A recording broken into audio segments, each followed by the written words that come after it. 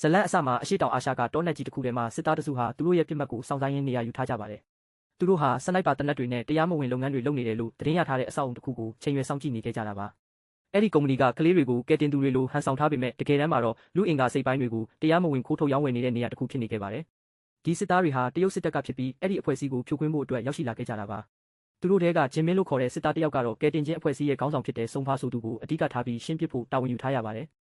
ဒါပေမဲ့ဂျင်မင်းတယောက်အတင်းအဓမ္မဖမ်းဆီးခံထားရတဲ့အပြစ်မဲ့ကလေးတွေကိုမြင်လိုက်ရတဲ့အချိန်မှာတော့သူ့ရဲ့အာယုံတွေဟာပြောင်းလဲသွားခဲ့ပါတယ်။ဂျင်မင်းကကလေးတွေကိုကယ်တင်စိတ်ဖြစ်လာပေမဲ့သူ့ရဲ့အသင်းဖော်ကတော့လူကယ်ဖို့ထက်ပြစ်မှတ်ကိုရှင်းပြရမယ်သူတို့ရဲ့အဓိကမစ်ရှင်ကိုပဲအာယုံစိုက်ဖို့တတိပေးလာခဲ့တယ်။အဲ့ဒီလိုသူတို့အချင်းချင်းစကားပြောနေတော့မှပဲမထင်မှတ်ပဲအထဲကကောင်လေးတစ်ယောက်ကပလင်းတစ်လုံးကိုကောက်ကင်ပြီးအဝေးကြီးမှရှိနေတဲ့ဂျင်မင်းကိုလှမ်းမြင်သွားခဲ့ပါတယ်။ဂျင်မင်းကအကောင်းဆုံးနေရာမှာပုံခုထားတာတောင်မှကောင်လေးကဘလို့မြင်သွားမှမသိတာကြောင့်အရန်ကိုအံ့အားသင့်သွားခဲ့ရတယ်။ခဏအကြာမှာတော့သူတို့ရဲ့ပြစ်မှတ်ဖြစ်တဲ့စုံဖာဟာဌာနချုပ်ကိုလာနေပြီဆိုတဲ့သတင်းကိုရရှိခဲ့ပါတယ်။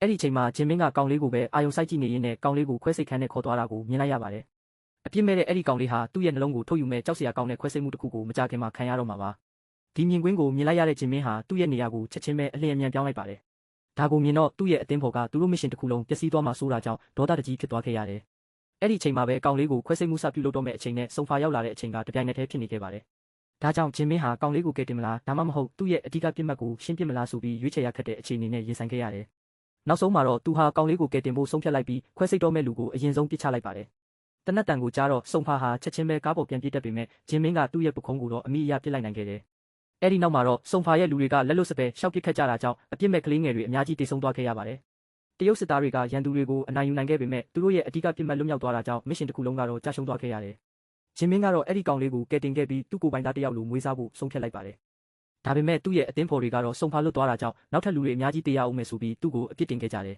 ။ဒီလိုနဲ့10နှစ်ကြာပြီးတဲ့နောက်မှာတော့ဂျင်ထိုက်ဆိုတဲ့လူငယ်တစ်ယောက်ဟာသူ့ရဲ့စနိုက်ပါပစ်ခတ်မှုစွမ်းရည်ကိုလေ့ကျင့်နေတာကိုတွေ့ရပါတယ်။တကယ်တော့အဲ့ဒီဂျင်ထိုက်ဆိုတာလွန်ခဲ့တဲ့10နှစ်ကဂျင်မင်းကယ်တင်ခဲ့တဲ့ထူးခြားတဲ့အမြင်အာရုံရှိတဲ့ကောင်လေးပဲဖြစ်နေခဲ့တာပါ။အခုချိန်မှာတော့သူဟာသူ့ရဲ့စစ်တပ်အတုပ်ထဲမှာအတော်ဆုံးစနိုက်ပါသမားတစ်ယောက်ဖြစ်လာခဲ့ပါပြီ။နောက်တစ်နေ့ကိုရောက်တော့ဂျင်တိုင်တစ်ယောက်သူ့ရဲ့ရဲဘော်တွေနဲ့အတူတူပြင်းထန်တဲ့စစ်ရေးလေ့ကျင့်မှုတွေလုပ်နေခဲ့ပါတယ်။ဒီလေ့ကျင့်မှုတွေကိုဦးဆောင်နေတဲ့သူကတော့ဝါရင်လက်ဖြောင်းတပ်သားကြီးမင်းပဲဖြစ်ပါတယ်။ဂျင်တိုင်ဟာခက်ခဲကြမ်းတမ်းတဲ့လေ့ကျင့်မှုတွေကိုဖျက်ကျော်ရင်းသူ့ရဲ့ထူးချွန်တဲ့အရေးချင်းတွေကိုထုတ်ပြနိုင်ခဲ့တယ်။ဒါပေမဲ့သူကအသင်းထဲမှာအတော်ဆုံးဖြစ်တဲ့ရှောင်းမေကိုတော့အမြဲတမ်းရှုံးနေခဲ့ရတာပါ။တကယ်တော့ရှောင်းမေဆိုတာကလည်းဂျင်တိုင်နဲ့အတူတူတနေရာထဲကနေကယ်တင်ခံခဲ့ရပြီးမင်းကိုယ်တိုင်မွေးမြူထားခဲ့တဲ့ကောင်မလေးပါ။မကြခင်မှာပဲဂျင်တိုင်ကသူ့ရဲ့စူးစမ်းမှုတွေအတွက်အတိမတ်ပြုခံခဲ့ရပြီးစုံပါကိုတုတ်တင်ဖို့အရေးကြီးတဲ့တာဝန်တစ်ခုကိုရရှိခဲ့ပါတယ်။နောက်တစ်နေ့မှာဒီအကြောင်းကိုရှောင်းမေသိသွားတဲ့အခါသူမအစားဂျင်တိုင်ကိုဘာလို့လွတ်လိုက်တာလဲဆိုပြီးမင်းကိုမေးခွန်းထုတ်ခဲ့ပေမဲ့မင်းကတော့ဘာမှပြန်မဖြေခဲ့ပါဘူး။တစ်ဖက်မှာတော့ဂျင်တိုင်ကသူ့ရဲ့လက်ဖြောင်းတနက်နဲ့အတူနေရာယူထားပြီးရန်သူ့ရဲ့လှုပ်ရှားမှုတွေကိုအကဲခတ်စောင့်ကြည့်နေခဲ့တယ်။အဲ့ဒီချိန်မှာပဲထောက်လိုင်းရေးစခန်းထဲမှာဗိုလ်ကြီးဝေါင်ကသူတို့အဖွဲ့စုံပါကိုလှုပ်ကြံမှုစူးစမ်းတာ9ကြိမ်တောင်ရှုံးနိမ့်ခဲ့ပူကြောင်းမင်းကိုပြောပြလာပါတယ်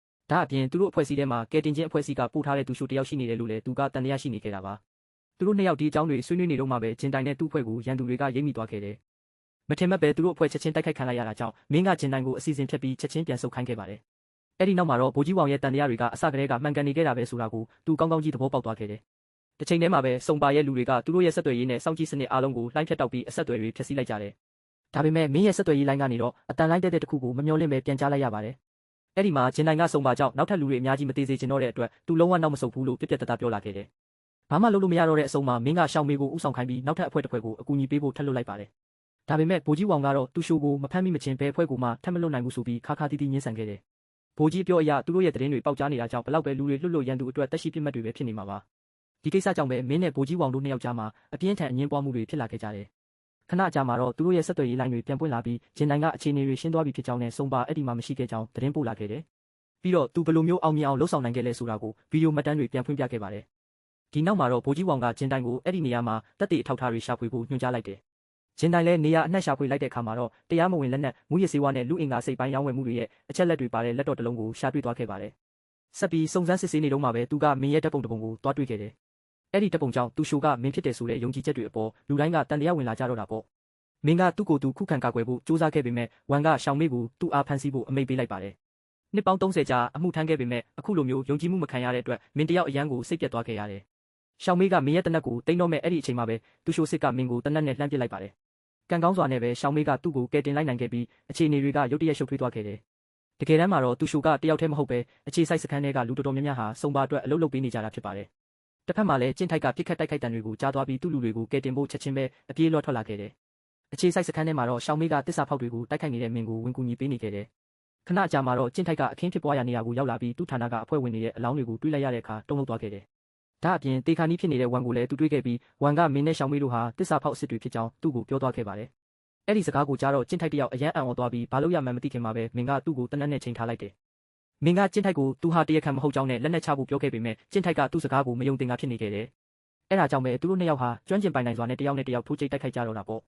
ခဏအကြာမှာပဲရှောင်းမေးကပါသူတို့တိုက်ပွဲတွေကိုဝင်လာခဲ့ပြီးကျင့်ထိုက်ကသူမကိုတနက်နဲ့ပစ်လိုက်ချိန်မှာမင်းကကြားထဲကနေဝင်လာပေးလိုက်ပါတယ်။တစ်ချိန်တည်းမှာပဲစုံပါကစစ်အခြေစိုက်စခန်းကိုရောက်လာပြီးအဆောက်အုံတစ်ခုလုံးကိုဘဇူကာနဲ့ပစ်ခတ်ဖျက်ဆီးပစ်လိုက်တယ်။ရှစ်နှစ်အကြာကိုရောက်တဲ့အခါမှာတော့စုံပါကိုလှုပ်ကြံဖို့မစ်ရှင်ကြရှုံးခဲ့တဲ့ကျင့်ထိုက်ကအရာရာဆုံးရှုံးပြီးလမ်းဘေးရောက်နေခဲ့ပါတယ်။ညတညမှာသူ့လမ်းမှာရှောက်သွားနေတော့ဖုန်းလို့ခေါ်တဲ့ကောင်လေးတစ်ယောက်ကသူ့စီကိုရုတ်တရက်ပြေးလာခဲ့ပြီးသူ့နောက်မှာတော့ပတ်စံခိုးလို့လိုက်ဖမ်းနေတဲ့လူတအုပ်လည်းပါလာခဲ့တယ်။မထင်မှတ်ပဲအဲ့ဒီကောင်လေးကလမ်းဘေးကသူ့တောင်းစားဖြစ်နေတဲ့ကျင့်ထိုက်ကိုအဖေလို့ခေါ်လိုက်တာကြောင့်လူမိုက်တွေကကျင့်ထိုက်ကိုပဲဝိုင်းလိုက်ပြီးသူ့ပတ်စံတွေကိုလူယူသွားကြတယ်။အဲ့ဒီနောက်မှာတော့ကျင့်ထိုက်ကဖုန်းကိုသူ့အမေဖြစ်သူစီခေါ်သွားခဲ့ပြီးသူ့အမေကတော့ဘာတစ်ခုမှပြစ်ဒစားဖြစ်အလုပ်လုပ်နေတဲ့မင်းပဲဖြစ်ပါတယ်။ကျင့်ထိုက်ကသူ့ပတ်စံတွေကိုပြန်တောင်းခဲ့ပေမဲ့မင်းကချက်ချင်းပြန်ပေးနိုင်တဲ့အခြေအနေမှာမရှိခဲ့ပါဘူး။ဒါကြောင့်ကျင့်ထိုက်ကအကျွေးကြေတဲ့အထိဖုန်းကိုသူ့အတွက်အလုပ်လုပ်ပေးဖို့ဆိုပြီးခေါ်သွားလိုက်တော့တယ်။နောက်ပိုင်းမှာတော့သူကကောင်လေးကိုသူ့ရဲ့နေရာကိုခေါ်သွားပြီးနောက်ဘယ်တော့မှမခိုးဖို့တင်ပေးခဲ့တယ်။အဲ့ဒီနေ့ကစပြီးကျင့်ထိုက်နဲ့ဖုန်းတို့ဟာအဟောင်းပစ္စည်းတွေလိုက်ကောက်တာပြန်ပြင်တာနဲ့ပြန်ရောင်းတာလိုမျိုးအလုပ်တွေကိုအတူတူစလုပ်ကြတယ်။ဒါအပြင်ကျင့်ထိုက်ကကောင်လေးကိုတခြားကလေးတွေလိုပဲစာရေးစာဖတ်တတ်အောင်လည်းတင်ပေးခဲ့ပါတယ်။ရက်အနှဲငယ်ကြာတော့မင်းကသူ့သားလေးကိုတွေ့ဖို့ဂျင်တိုင်းရဲ့အိမ်ကိုရောက်လာခဲ့တယ်။သူ့သားလေးစာစူးစမ်းနေတာကိုမြင်ပြီးဝမ်းသာသွားပေမဲ့ဖုန်းကသူ့အမေမျက်လုံးကဒဏ်ရာကိုသတိထားမိသွားခဲ့တယ်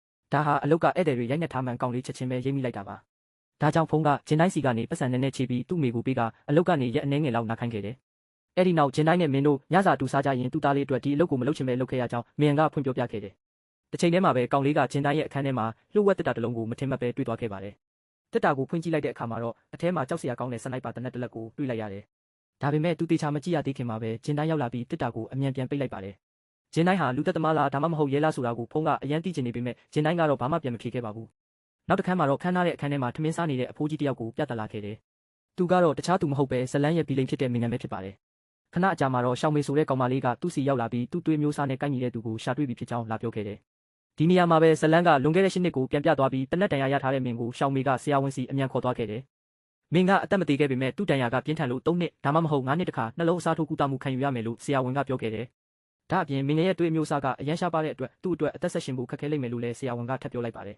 ။အဲ့ဒီအချိန်မှာပဲသူတို့ရဲ့တထေးဖြစ်တဲ့စုံဖာကခွဲစိတ်ခန်းထဲဝင်လာပြီးမင်းဟာသူ့ရဲ့တစ္ဆာခံခွေးတစ်ကောင်သာဖြစ်ကြောင်းပြောဆိုခဲ့တယ်။ဒီစကားကိုကြားကြချင်းရှောင်းမေကမင်းကိုတနက်နဲ့ပြစ်ဖို့လှုပ်လိုက်ပေမဲ့တစ်ချိန်ကမင်းသူ့အသက်ကိုကယ်ခဲ့တာကိုပြန်တတိယသွားခဲ့တယ်။တပြိုင်နက်တည်းမှာပဲတတိပြန်လဲလာတဲ့မင်းကရှောင်းမေကိုသူ့ဆုံးဖြတ်ချက်နဲ့သူလှုပ်ခိုင်းခဲ့ပါတယ်။ခဏလောက်စဉ်းစားပြီးနောက်မှာတော့ရှောင်းမေကစုံဖာကိုပြစ်ဖို့ဆုံးဖြတ်လိုက်ပေမဲ့စုံဖာရဲ့လူတွေကသူမရဲ့ခြေထောက်ကိုအရင်ပစ်လိုက်ကြတယ်။မျောလင်းချက်တွေအားလုံးပျောက်ဆုံးသွားတဲ့အချိန်မှာပဲလုံဆိုတဲ့လူတစ်ယောက်ကရောက်လာပြီးစုံဖာရဲ့လူတွေကိုသူ့ရဲ့ကြမ်းတမ်းတဲ့တိုက်ကွက်တွေနဲ့အကုန်ရှင်းပစ်လိုက်တယ်။အဲ့ဒီနောက်မှာတော့မင်းကစုံဖာရဲ့လုပ်ငန်းတွေကိုလွှဲပြောင်းရယူလိုက်ပြီးရှောင်းမေနဲ့လုံကသူ့ရဲ့လက်ထောက်တွေဖြစ်လာခဲ့ကြပါတယ်။ပြစ်စုံပံကိုပြန်ရောက်လာတဲ့အခါမှာတော့ဖုန်းကအစားအသောက်တွေနဲ့ပတ်စံတချို့ကင်ပြီးအိမ်ပြန်ရောက်လာခဲ့တယ်။ဂျင်းတိုင်းကတော့ကောင်လေးပတ်စံတွေခိုးလာပြန်ပြီလို့ထင်ပြီးသူ့ကိုစူပူချင်းမောင်းကအိမ်ပေါ်ကနေနှင်ချလိုက်ပါတယ်။ဒါပေမဲ့ခဏအကြာမှာတော့ကောင်လေးရဲ့လက်ပေါ်ကသွေးစားတွေကိုပြန်မြောင်လာပြီးဒီပတ်စံတွေဟာသွေးလူပြီးရလာမှန်းဂျင်းတိုင်းနားလည်သွားခဲ့တယ်။ဂျင်းတိုက်ကဖန်စီကိုအပြေးလွှားသွားပြီးတားဆီးဖို့ကြိုးစားခဲ့ပေမဲ့အဲ့ဒီအချိန်မှာပဲလုံနဲ့သူ့လူတွေကကောင်လေးကိုပြန်ပေးဆွဲသွားခဲ့ကြတယ်။ဂျင်းတိုက်ကကလေးကိုကယ်တင်ဖို့အစွမ်းကုန်ကြိုးစားခဲ့ပေမဲ့နောက်ဆုံးမှာတော့မအောင်မြင်ပဲလက်လွတ်လိုက်ရတာပါ။ဒီနောက်မှာတော့သူဟာသွေးလူပံကိုတန်းသွားခဲ့ပြီးဖန်ရဲ့အချက်လက်တွေကိုရှာဖွေတွေ့ရှိခဲ့ပါတယ်။ဒါအပြင်အချက်လက်တွေရဖို့ဆရာဝန်ကိုပါရိုက်နှက်မေးမြန်းခဲ့ရကနေသွေးတွေကိုကမ္ဘာ့ကယ်ဆယ်ရေးအဖွဲ့အစည်းစီပို့နေမှန်းသိလိုက်ရတယ်။နောက်ခန်းမှာတော့ဂျင်းတိုက်ကဝန်ထမ်းတစ်ယောက်အနေနဲ့ဟန်ဆောင်ပြီးအဲ့ဒီအဖွဲ့အစည်းစီကိုရောက်ရှိလာခဲ့ပါတယ်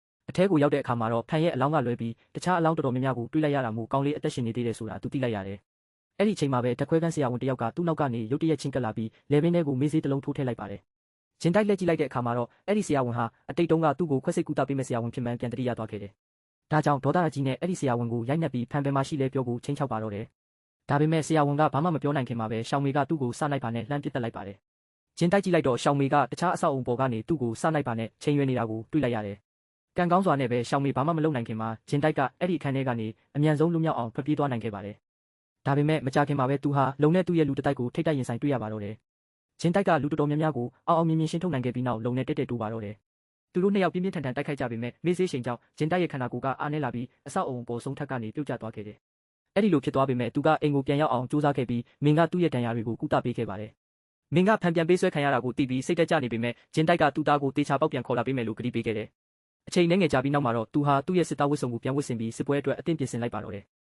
နောက်တမှာတော့ဂျင်းတိုက်ကမင်းရဲ့အကူအညီနဲ့လုံကိုအပြင်ထွက်လာအောင်ဖျားယောင်းပြီးတမိုင်ကျော်ကွာဝေးကနေသူ့ရဲ့လက်မောင်းကိုလှမ်းပစ်ခဲ့ပါတယ် အဲ့ဒီနောက်မှာတော့သူကလုံကိုအသေးအတန်လိုက်လံဖမ်းဆီးခဲ့ပြီးနောက်ဆုံးမှာတော့ထွက်ပေါက်မရှိအောင်ပိတ်မိစေခဲ့တယ်။ကြောက်လန့်တကြားဖြစ်နေတဲ့လုံကကူညီဖို့သဘောတူခဲ့ပြီးကလေးအများပြားကိုထိန်းသိမ်းထားတဲ့နေရာတစ်ခုစီခေါ်သွားခဲ့ပါတယ်။အဲ့ဒီနေရာကိုရောက်တော့ဂျင်တိုက်ကအဆောက်အုံရဲ့ကွန်ပျူတာသမားရှိမှပဲလုံကိုရှင်းပစ်လိုက်ပြီးကမ္ဘာကယ်ဆယ်ရေးအဖွဲ့အစည်းရဲ့ဘဏ်အကောင့်တွေကို hack လုပ်ခိုင်းလိုက်တယ်။တစ်ဖက်မှာတော့ရှောင်မေကဒီအကြောင်းကိုသိသွားတဲ့အခါဂျင်တိုက်စီကိုချက်ချင်းဖုန်းဆက်သွယ်လာခဲ့ပါတယ်။ရှောင်မေကဂျင်တိုက်ကိုပတ်စံနဲ့လက်ထိုးဖို့ကြိုးစားခဲ့ပေမဲ့သူကလုံးဝလက်မခံခဲ့ပါဘူး။ပြီးတော့သူကရှောင်မေကိုသူ့ဘက်ကအပေးအယူတစ်ခုပြန်လုပ်ခဲ့ပြီးအဲ့ဒါကတော့ဖန်ကိုပြန်ရဖို့အတွက်သူတို့ရဲ့ data အားလုံးကိုလွှဲပြောင်းပေးရမှာဖြစ်ပါတယ်။တခြားရွေးချယ်စရာမရှိတော့တဲ့အဆုံးမှာရှောင်မေကအဲ့ဒီအပေးအယူကိုလက်ခံလိုက်ရပါတော့တယ်။ရှောင်မေကဂျင်တိုင်းကိုမြို့အရှိကတိုက်ဟောင်းတစ်လုံးမှာတကောင်ရံအချိန်တွေ့ဖို့ချိန်ဆလိုက်ပါတယ်။ချိန်ထားတဲ့နေရာကိုရောက်တဲ့အခါမှာတော့ဂျင်တိုင်းစားကောင်လေးကိုလာခေါ်တဲ့သူ့အမေမင်ကိုပဲတွေ့လိုက်ရပါတယ်။ဒေါသထွက်သွားတဲ့ရှောင်မေကတတိပေးတဲ့အနေနဲ့တနက်ကိုမိုးပေါ်ထောင်ဖောက်ပြီးဂျင်တိုင်းကိုအခုချက်ချင်းထွက်လာဖို့ချိန်ချောက်ခဲ့တယ်။ဂျင်တိုင်းကပုံမလာတဲ့အခါမှာတော့ရှောင်မေကသူ့လူတွေကိုကောင်လေးဖုံးရဲ့နှလုံးကိုမထိခိုက်စေဘဲသူ့အမေကိုတတ်ဖို့အမိန့်ပေးလိုက်ပါတယ်။တားမီနှစ်ယောက်ရန်သူတွေကြားမှာပိတ်မိနေတော့မထင်မှတ်ပဲဂျင်တိုင်းကအဝေးတနေရာကနေရန်သူအားလုံးကိုရှင်းပစ်လိုက်ပါတယ်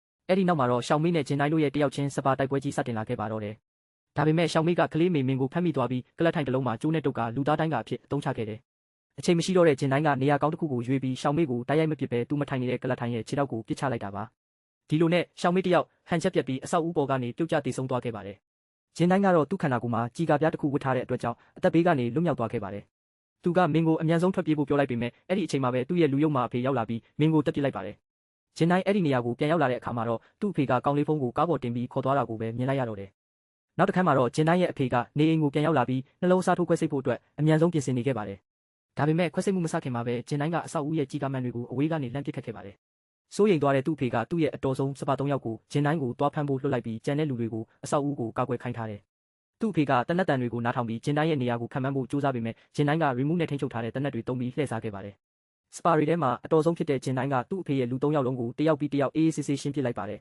။အဲ့ဒီနောက်မှာတော့သူကအဆောက်အဦထဲကိုဝင်ပြီးသူ့အဖေရဲ့လက်ယုံတွေအားလုံးကိုအပြီးတိုင်ရှင်းလင်းပစ်ခဲ့တယ်။မကြခင်မှာပဲသူကသူ့အဖေနဲ့တက်တက်တိုးပေမဲ့သူ့ကိုမတက်ပဲကိုပေါ်ကကြီးကာဝစ်စုံကိုချွတ်ချပြီးကောင်လေးကိုကဲဖို့ပဲဥတီသွားခဲ့ပါတယ်။